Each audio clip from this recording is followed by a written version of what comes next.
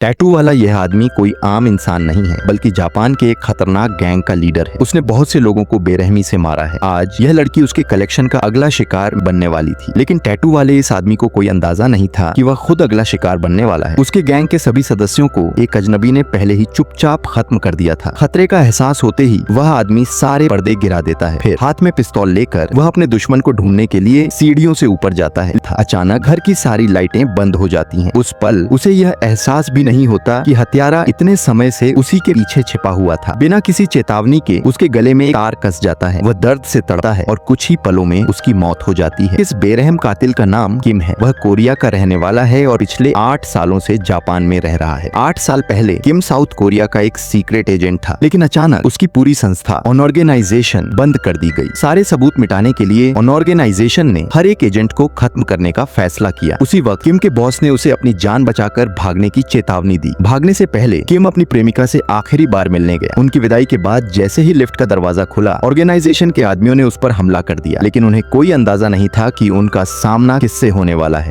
छोटी जगहों पर लड़ने में माहिर है। उसने एक एक करके उन सबको मार गिराया। उसकी गर्लफ्रेंड डर के मारे सुन्न पड़ गई। उसे यकीन नहीं हो रहा था कि जिस आदमी को वह सीधा साधा समझती थी, वह इतना बेरहम और खतरनाक हो सकता है। उसी दिन बाद में किम ने कोरिया छोड़ दिया और भागकर जापान चला गया। वहाँ वह एक जाना माना भाड़े का हत्यारा मर्सिनरी बन गया। 8 साल तक लगातार खून खराबे के बाद वह इस जिंदगी से थक चुका था। उसने फैसला किया कि टैटू वाले गैंगस्टर को मारना उसका आखिरी मिशन होगा। इसके बाद उसने पनामा जाकर एक नॉर्मल जिंदगी जीने का प्लान बनाया था, लेकिन उसी सुबह उसके पास उसके पुराने बॉस का फोन आया। यह खबर सुनकर किम पूरी तरह टूट गया। उसकी प्रेमिका का कत्ल कर दिया गया था। वह तुरंत कोरिया वापस लौटा और उसने लाश की पहचान की। जिस लड़की को उसने कभी खूबसूरत और मुस्कुराते हुए देखा था, वह अब घावों से भरी हुई थी। उसके शरीर के अंदर के अंग निकाल लिए गए थे। इस नजारे ने किम को अंदर तक झकझोर कर रख दिया।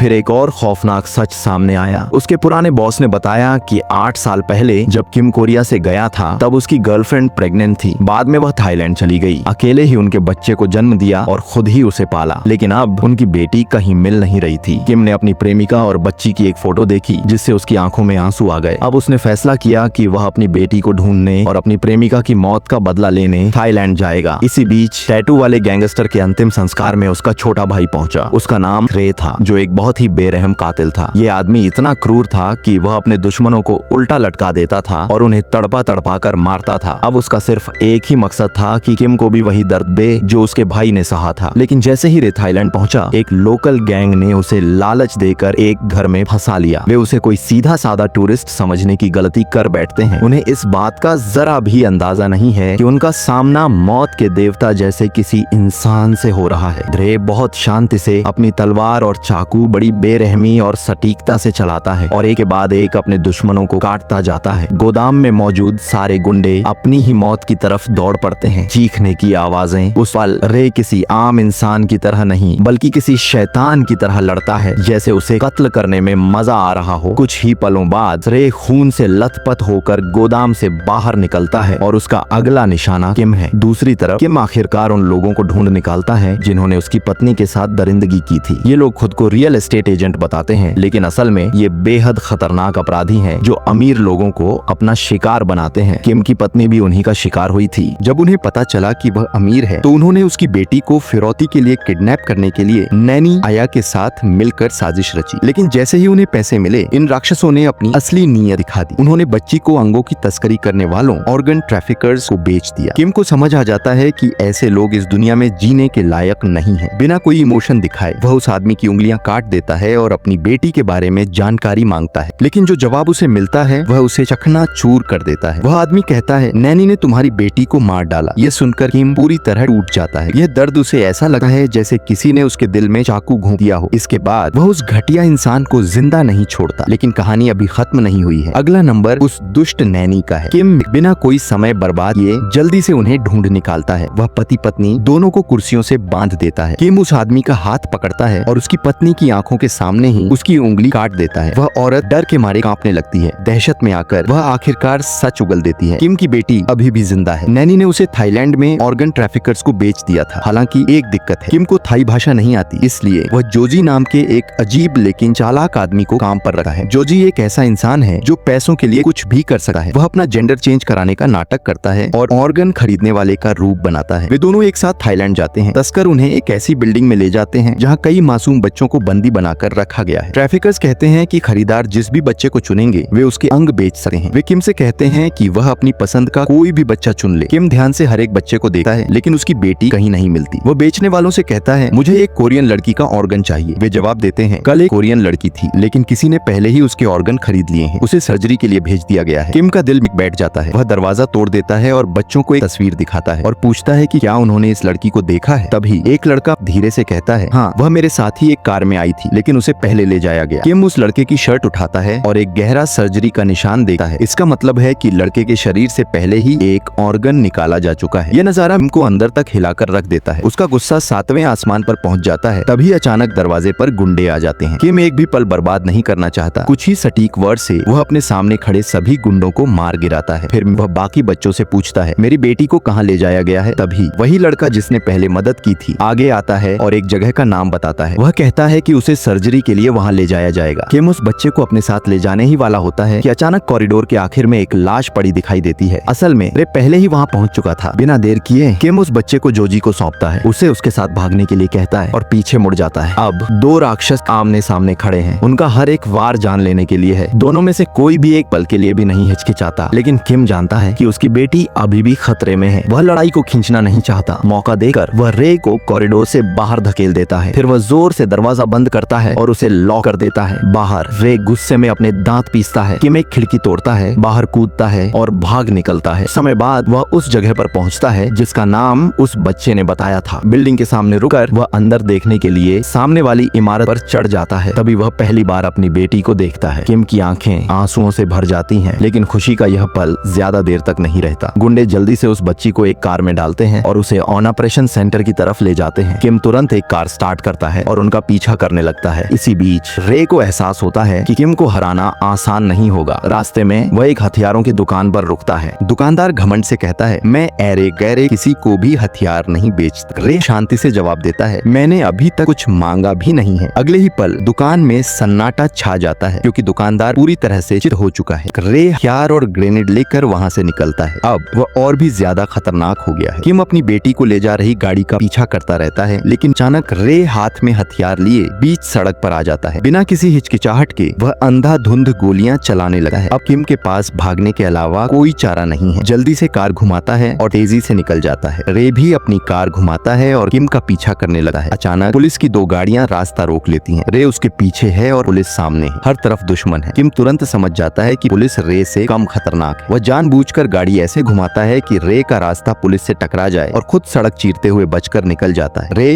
हंसते हुए पुलिस पर हमला कर देता है। भागते समय वह उनकी स्पीड कम करने के लिए ग्रेनेड फेंकता है। पुलिस की फौज तेजी से बढ़ने लगी है। अब रे को किम का पीछा छोड़कर खुद पुलिस वालों से लड़ना पड़ता है। कई पुलिस वाले उसे घेर लेते हैं। जल्द ही स्पेशल फोर्स भी आ जाती है। रे उन सबके खिलाफ अकेला पड़ जाता है। इंसान चाहे कितना भी खतरनाक क्यों न हो, इतने सारे लोगों के सामने एक अकेला आदमी ज्यादा देर तक नहीं टिक सकता। रे को समझ आ जाता है कि अगर वह रुका तो मारा जाएगा। वह अपने हथियारों के बैग पर एक ग्रेनेड फेंकता है जिससे एक जोरदार धमाका होता है। धुएं और अफरा तफरी के बीच रे भाग निकलने का मौका ढूंढ लेता है। इसी बीच किम उस जगह की ओर तेजी से बढ़ता है जहां उसकी बेटी को सर्जरी के लिए तैयार किया जा रहा है। वह दरवाजा तोड़ता है और अंदर घुस जाता है। 3 डॉक्टर ऑन ऑपरेशन की तैयारी कर रहे हैं। किम एक सेकंड के लिए भी नहीं हिचकिचाता। 3 अचूक गोलियां चलती हैं और तीनों आदमी जमीन पर गिर जाते हैं। उसकी बेटी बच जाती है। किम कांपते हाथों से उसे उठाता है। 8 साल की जुदाई के बाद वह आखिरकार उसे फिर से गले लगाता है और बिना देर किए उसे एक सुरक्षित होटल ले जाता है। किम को अजीब लगता है। उसे नहीं पता कि एक पिता कैसे बनते हैं या कैसा बर्ताव करते हैं, लेकिन उसकी बेटी प्यार से उसका हाथ पकड़ लेती है। किम की आंखों में आंसू आ जाते हैं। उधर रे अपने पूरे शरीर पर ग्रेनेड बांधे सीधा ऑर्गन ट्रैफिकिंग गैंग के लीडर के घर पहुंच जाता है। उसका इरादा साफ है। वह किम को मारने के लिए एक खौफनाक खेल शुरू करना चाहता है। अगली सुबह किम अपनी बेटी को होटल में छोड़ता है और गैर कानूनी तरीके से देश छोड़ने के लिए टिकट खरीदने जाता है। लेकिन जब वह वापस आता है और लिफ्ट का दरवाजा खोलता है तो घात लगाकर बैठे सैकड़ों गुंडे उस पर हमला कर देते हैं। किम के सामने उनकी एक नहीं चलती। वह उन्हें बड़ी